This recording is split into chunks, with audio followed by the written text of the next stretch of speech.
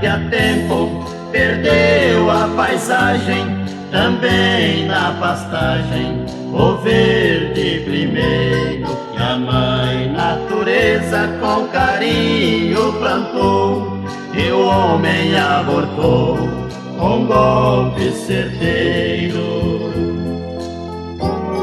E foi-se machado em sua caminhada a buscar alvorada de riqueza e conforto, fazenda escravizando o belo da natureza.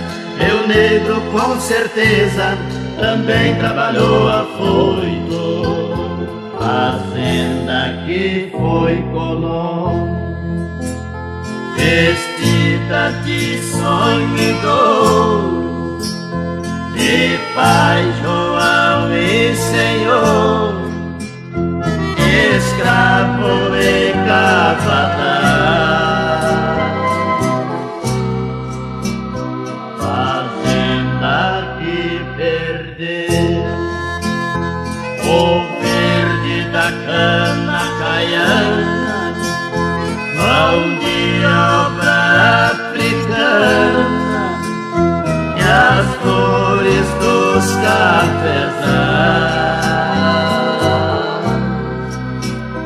e as flores dos cafezais.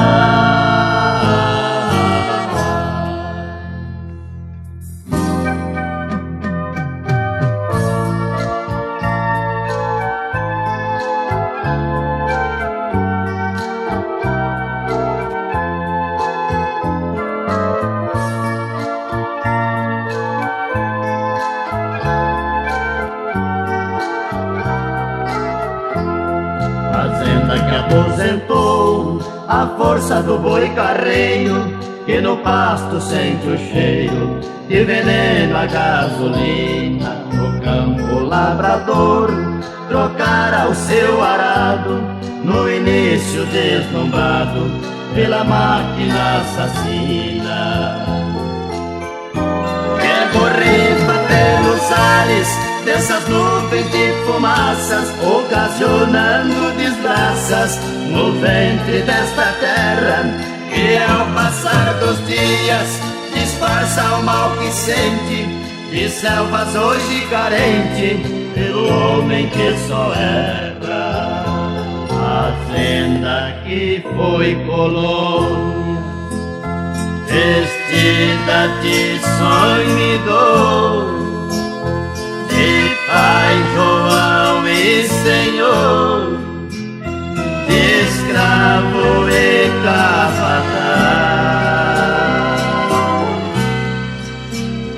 fazenda que perdeu o verde da cana caiana, mão de obra africana, e as flores dos cafezais,